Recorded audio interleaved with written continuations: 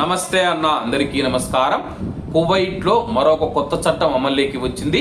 కువైట్లో ఉన్న ప్రవాసులు ఎవరైతే ఉన్నారో వాళ్ళు వైట్ బోర్డు మీద ట్యాక్సీ నడుపుతూ ఉంటారు. అలాగే చాలా మంది మనం చూసుకుంటే ఇళ్లలో పనిచేస్తూ ఉన్న డ్రైవర్లు కూడా వాళ్ళ యొక్క మేడంను కానీ మామను కానీ ఎక్కడైనా వదిలి వచ్చేటప్పుడు దినారో నూస్ దినారో వస్తుందని చెప్పేసి ఒకరు లేదా ఇద్దరు ప్యాసింజర్లను అయితే ఎక్కించుకుంటూ ఉంటారు. అటువంటి వారికి మాత్రమే ఈ యొక్క వీడియో అనమాట. దయచేసి అలా చేయొద్దు. అలా చేస్తే కానీ 3 సంవత్సరాల వరకు జైలు శిక్ష పడుతుందని చెప్పి అధికారులు హెచ్చరిస్తూ ఉన్నారు.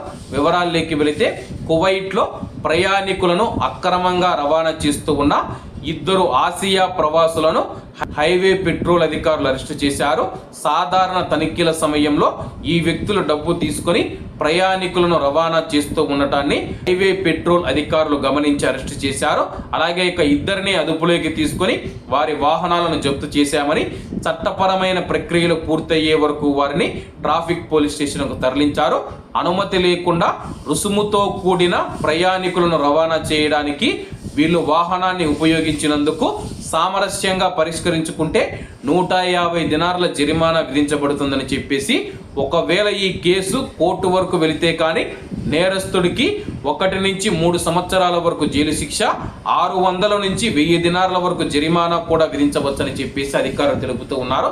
మనం దినారో 2 దినార్లో నూస్ దినారో వస్తుందని చెప్పేసి వైట్ బోర్డు పెట్టుకొని ట్యాక్సీ కువైట్లో నడిపితే కానీ అటువంటి వారికి మొదటగా 150 దినార్ల జరిమానా విధిస్తారన్నమాట. ఒకవేళ మన యొక్క నేర తీవ్రతను బట్టి ఆ యొక్క విషయం కోర్టుకు వెళితే కానీ సంవత్సరం నుంచి 3 సంవత్సరాల వరకు జైలు శిక్ష, 600 నుంచి 1000 దినార్ల వరకు జరిమానా పడుతుందన్నమాట.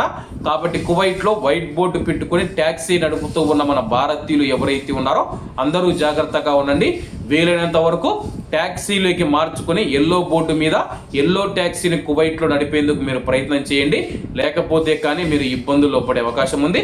కాబట్టి అందరూ బాగుండాలి, ఎందులో మనం ఉండాలి. అందరికీ నమస్తే అన్న, జై హింద్.